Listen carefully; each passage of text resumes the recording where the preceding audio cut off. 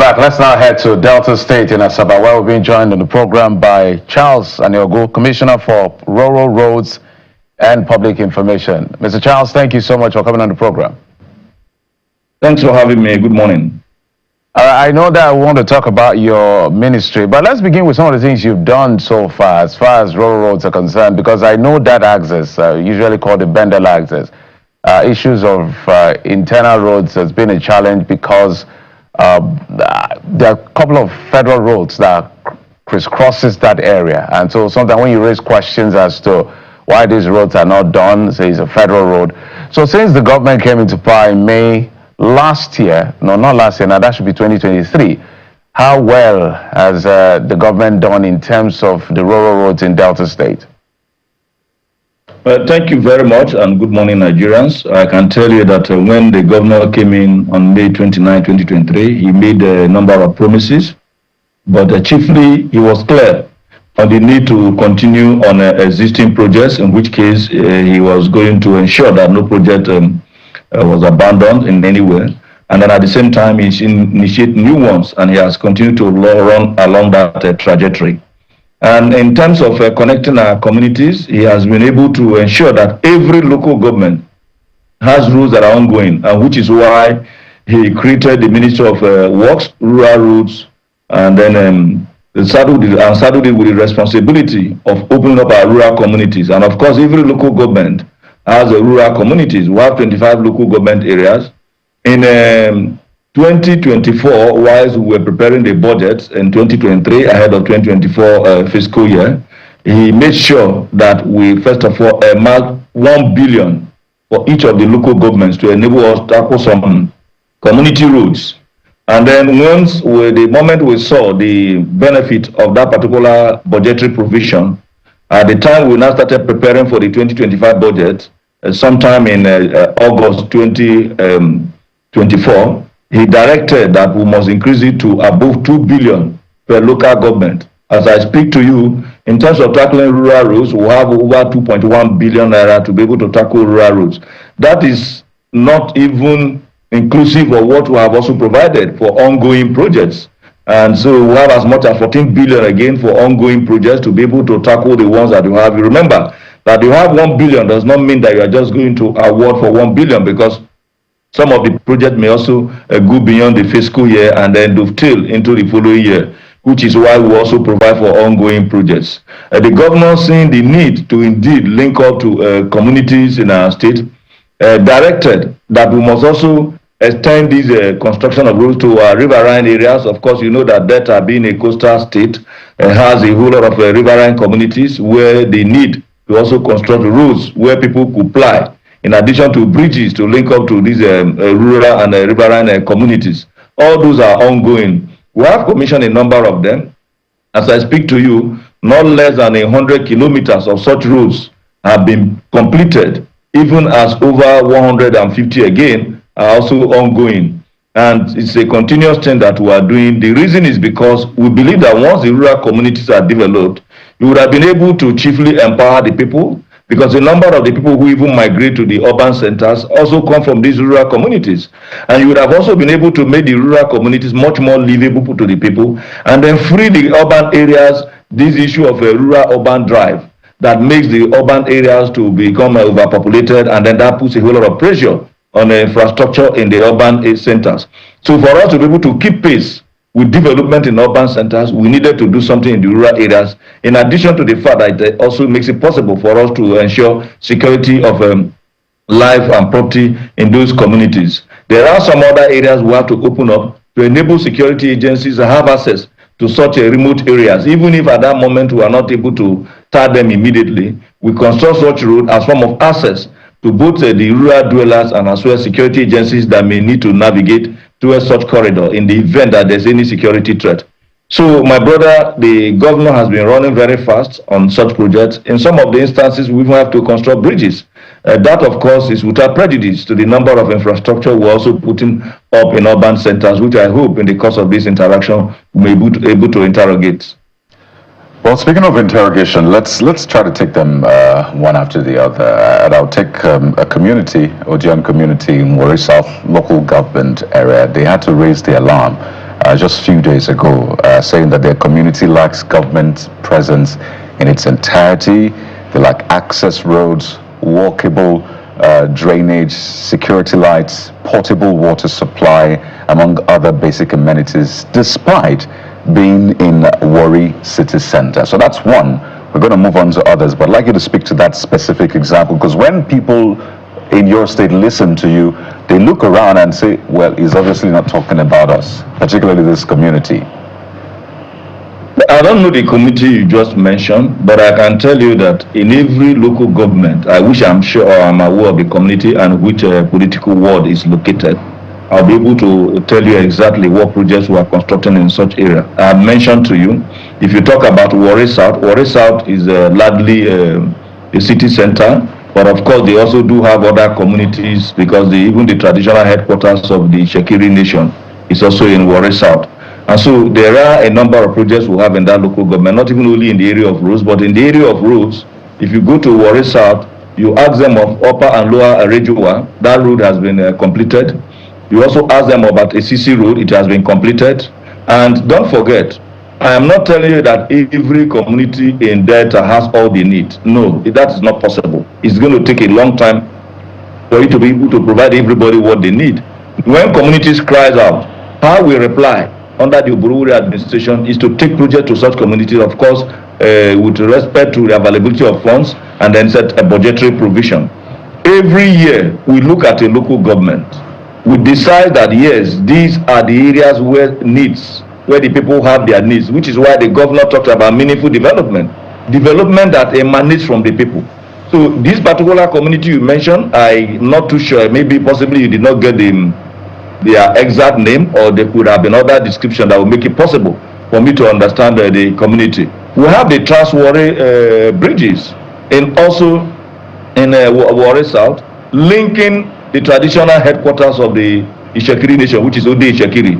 That particular bridge is 19 number of bridges in one particular stretch, which means you move a little, you get some form of what looks like an island, you move again, you get the water body, and you continue along that line to be able to have 19, to be able to connect them. That bridge, you are moving with speed, in addition to other bridges that the governor is constructing.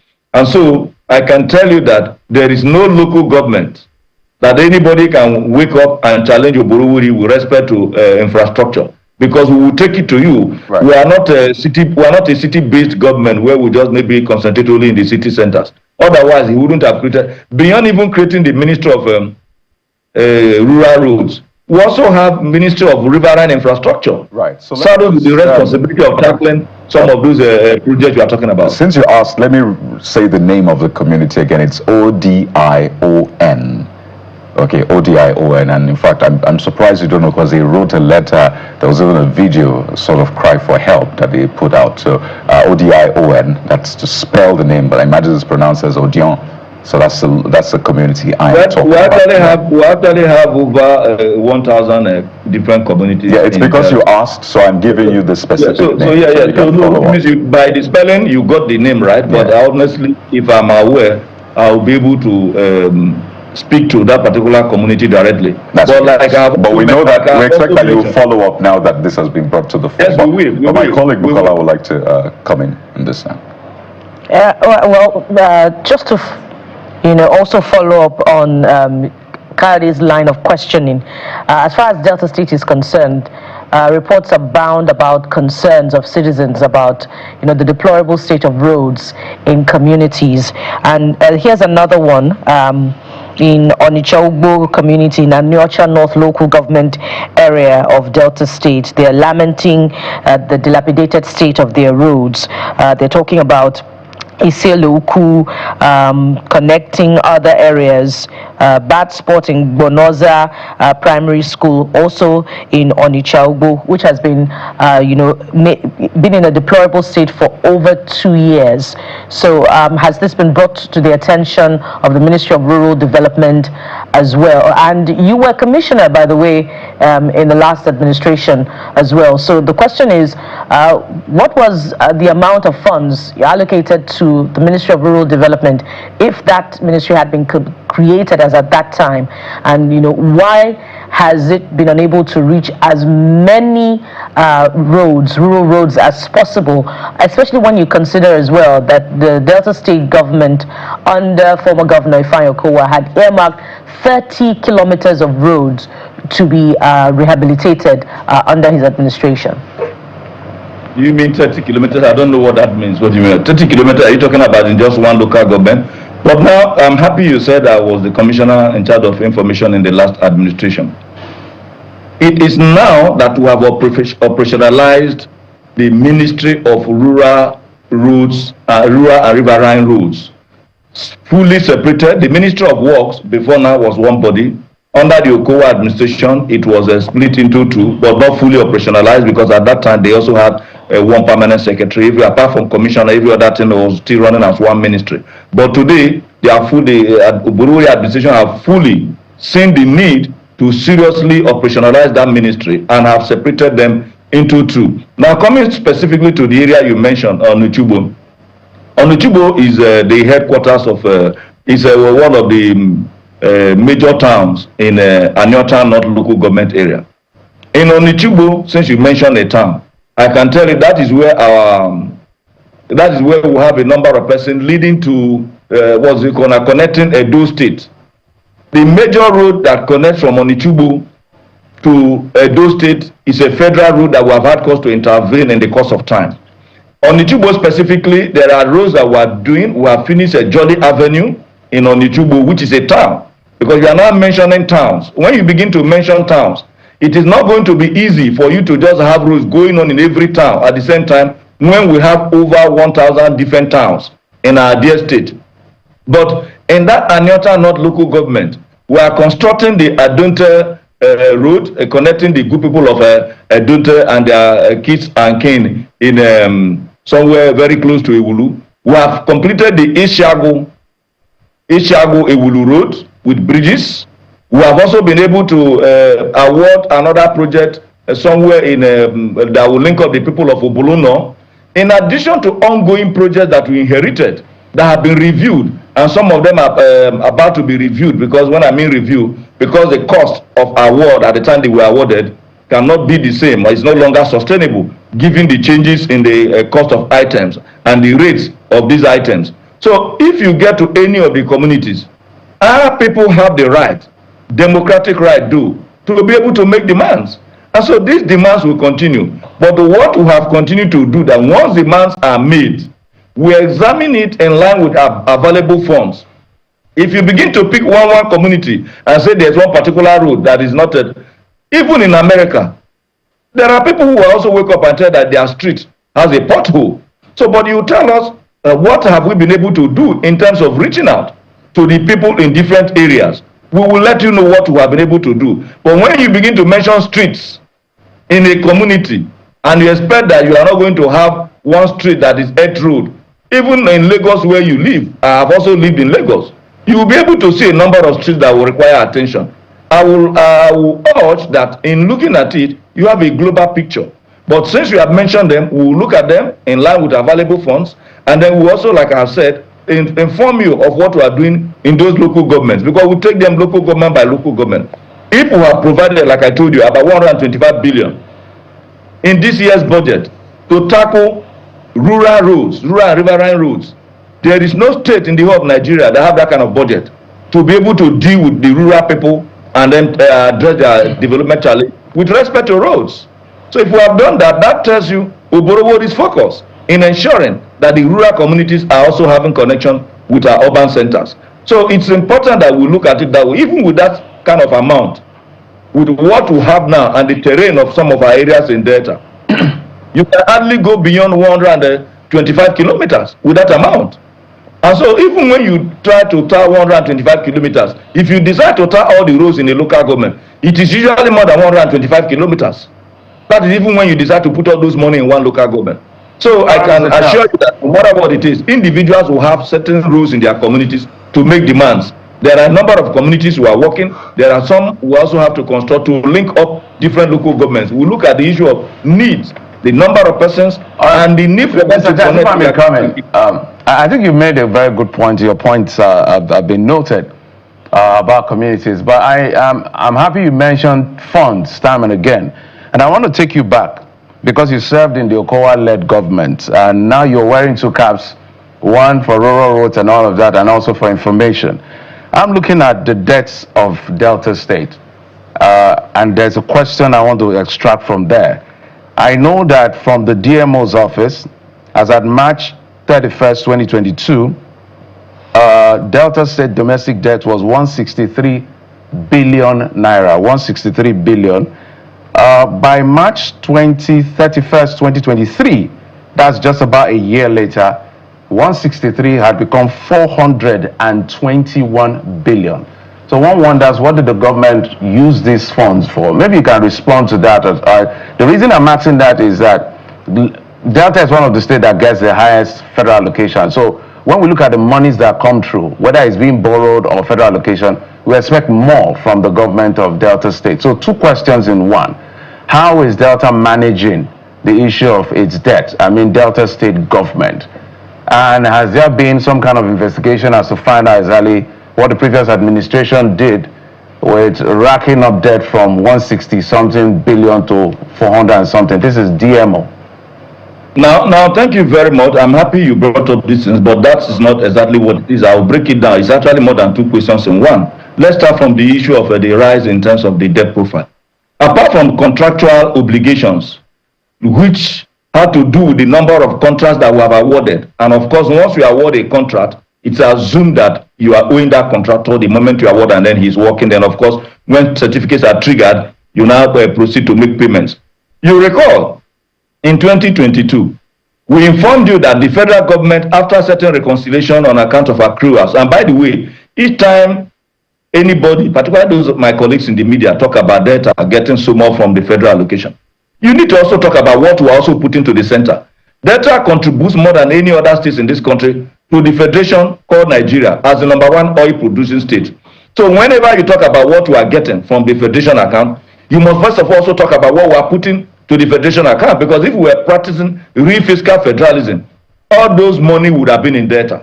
But because we have law for our brothers and sisters, we ensure that this money also goes in, we provide security, and the Nigerian nation benefits from more. So it is better to even thank us and appreciate us for the peace that is making it possible for us to contribute that huge sums of money for even some other states that are not bringing anything to the table. So please remember that to whom much is expected, much should also be given. That is the issue of what we get. Now back to the issue of the debt profile. Now at that time, I recall informing those of our colleagues in the media and indeed the Nigerian nation that we were expecting certain accruals from the federal government on account of certain shortfalls due to derivation that was supposed to be paid to our state that was not paid in. And at that time, the particular tranche is about 245 billion. Having reconciled those shortfalls, the federal government under the Buhari administration said it was not going to be possible to pay Delta State and indeed some other oil producing states that amount at the same time. And so there was some form of scheduling of how the funds were to come in. I think about 4.5 billion was to be coming in on monthly basis, and the federal government was to pay for a period of 5 years. And then when we looked at it, in view of our developmental challenges and then the fluctuating status of our currency, it became obvious and reasonable enough that we needed to approach the bank for a bridging finance, such that once we assess those funds, and the federal government is now keeping faith to its own obligation, we will now continue to defray the debt from whatever the federal government was to send to us. And that was a very wise decision, because looking backward, that 245, and what we took then was just 100 billion of that amount. And so when you take the 100 billion and add it to the amount you are talking about, you could understand why there was a sharp shoot. But you should also look at what was coming in. If we did not take that decision at that time, even the entire 250 billion, as it were, as at that time, does not even have the value of even 100 billion today. Meanwhile, we are already enjoying the infrastructure that we built on account of that particular debt. Now, what are we doing to defray the debt burden? The Oborowori administration have been able to pay over 235 billion in the last 19 and a half months.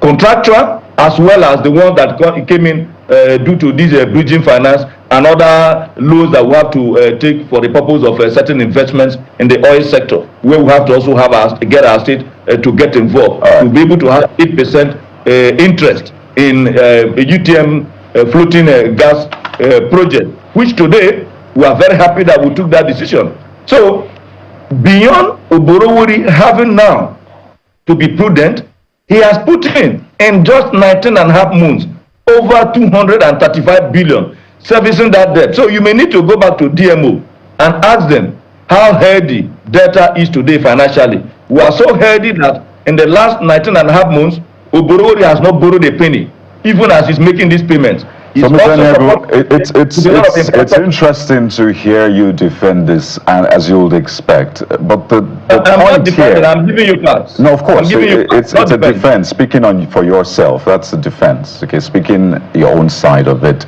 But the point here is, with the quantum of funds, what can people see on ground? And I'll give you some more specifics, because during campaigns, nobody says, well, we can't fix all the roads, but just manage us like that. What you usually hear is, you see this road here, we're going to fix it. All of your roads will ensure that they are fixed. And I'll give you more examples. So the entire Ndokwa East, Abala, Onya, Uchi, Okpai, Oko to Uchi Road, entire Ndokwa East riverine area. And this is from the people who stay there. They say they have no roads. And don't forget, and I'm sure you know that the third largest oil producing local council in Delta State. So these are the real issues.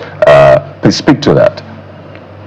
Well, first of all, I can tell you that I'm giving you facts. When you say I'm defending, I want to put it back to you that you need to also try as much as possible to carry out some homework. No, defending is not a bad thing. You make it sound like it's a bad thing. It's expected that you say your side.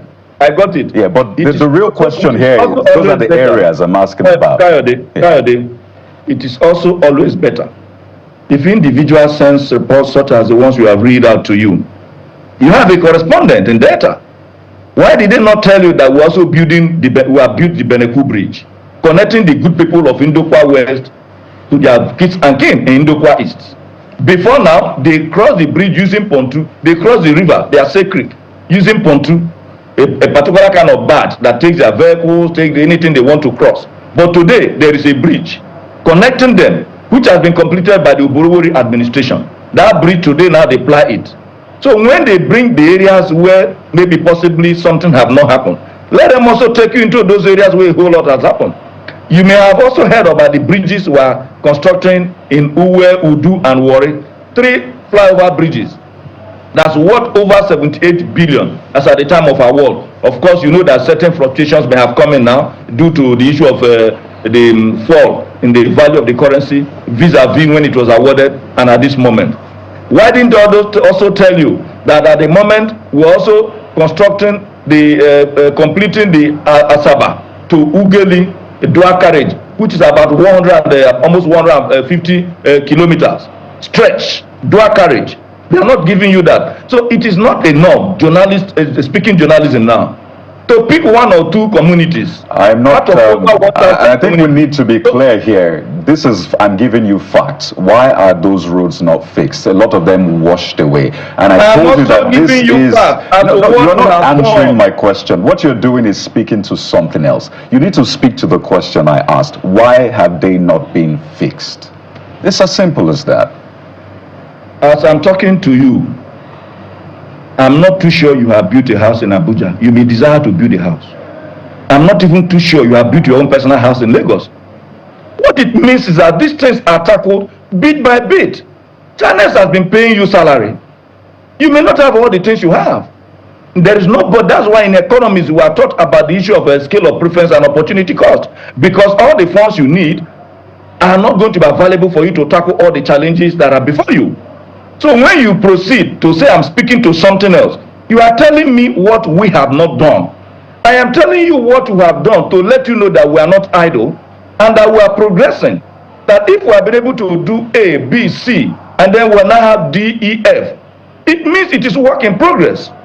But when you insist on a road that is not done, for instance, you mentioned in Ndokwa East, and I told you before now, they were crossing using pontoon to cross the Ase Creek. Was it not in need? Was Indokwa East created yesterday? Well, have they not always been in existence? But the government, under the last administration, saw the need to connect them.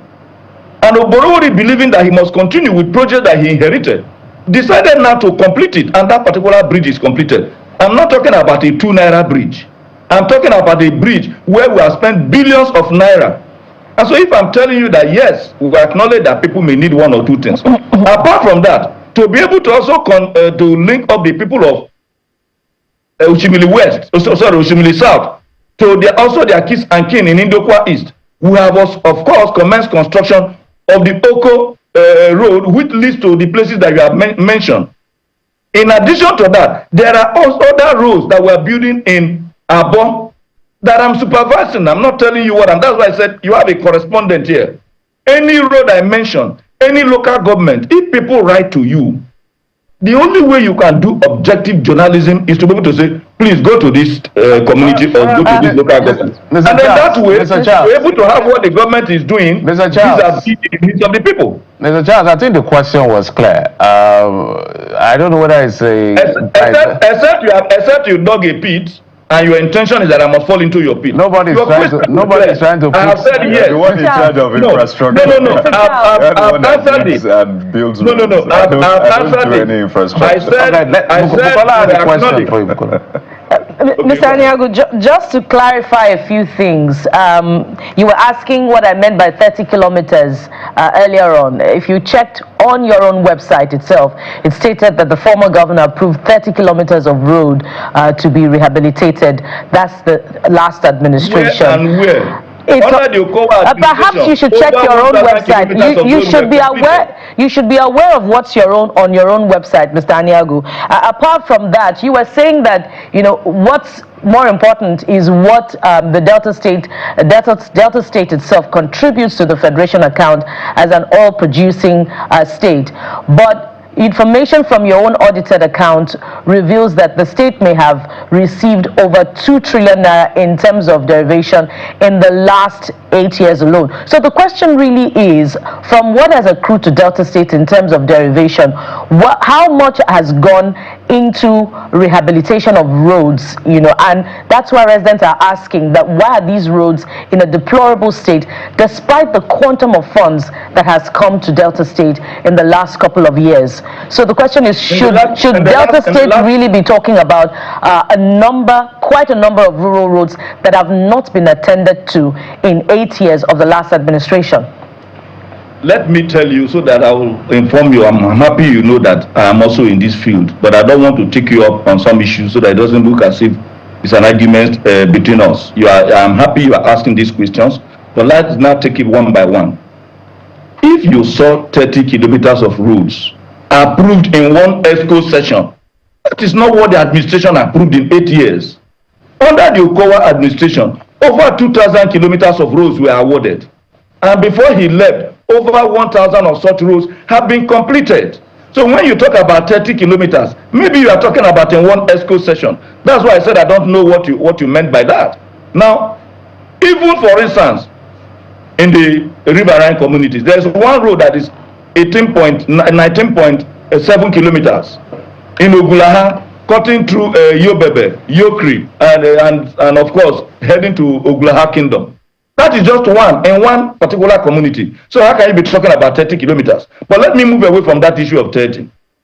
You talked about 2 trillion naira coming to Delta, and you are asking what we did. Are you aware that Delta State is the only state in this country that has 4 state-owned universities? 3 of those universities established by the Okowa administration. To establish a university is not a 2 naira or a my business. The NUC came, saw that we were viable enough, and that we are also a people that loves education, and approved it. Today, those universities are not mushroom universities. You need to come and see the infrastructure. Are you also aware that in addition to those 4 universities that we are running as a state, we also have over 50,000 workforce that we pay as at when due, and that money doesn't come from Europe. That is the money that comes to Delta. Are you also aware that in Delta, that we have built a whole lot of bridges connecting a whole number of communities? When I mentioned over 2,000 kilometers of roads awarded, when Oborowori came, He inherited over 377 a number of those roads, spanning over 800 kilometers. All those roads are being pursued and are being built. They are being built with the money you are talking about. Are you also aware that in Delta, that we also have programs to be able to empower our youths, started by the Okowa administration and being sustained and taken a notch higher by the Oborowori administration? All these things we are talking about involve money. When you tell me the money I have gotten, you need to investigate what I have also done in using the money. It's not enough to mention the money that have come in without also taking a very deep look into what we are doing at this time. The best way to go about it, come to Delta yourself. Do the research. Mr. Aniogo, we're totally out of time. This is how I'll wrap this up. First, the question is as simple as saying, Mr. Aniogo, why hasn't Road A been done? Oh, we will come to Road A. Road A will be done. That is not true. Hold on, Mr. Aniogo. That is not true. That is not how it's done. Mr. Aniogo, hold on. If the road has not been done, it's not been done. No, there's nothing you can say, no matter how you want to gaslight us. Why did you not also ask me? No, hold on, Mr. Aniogo. Just a moment, Mr. Aniogo. You've been talking, so let's just have a conversation. We're just saying, if a road has not been done as reported by your people, the road has not been done. That doesn't mean other roads have not been done. So it doesn't look like this combative back and forth. That is what I'm trying to say. I should not also explain to you, when you ask me what did you do with your money, I said you don't know the principle of opportunity, cost, and scale of preference. If I'm giving 10,000 naira and I have a challenge of 20,000 and I have been able to deploy the 10,000 naira, and you're asking me why did you not do the job of the other 10,000? So I'm not in a position to tell you, see where I put my 10,000. I am hoping that when more money comes, I should also tackle. I shouldn't. I should just tell you, okay, it's true, it has not been done, and that's all. Totally out of time. Mr. Charles Aniogo, I know you've been in journalism, but we're doing our job, okay? So we're doing our job. No, we're not doing. We will continue. That is not journalism. We will continue. Mr. Aniogo, just a moment. We'll continue to ask you the question with facts. So we thank you for coming on the program, Charles Aniogo, Commissioner for Rural Roads and Public Information. We wish your government the very best. Thank you for coming on the program. Thank you for having me. Absolutely. All right, we'll take a quick break now. When we come back, we'll bring you more conversations. Join us again.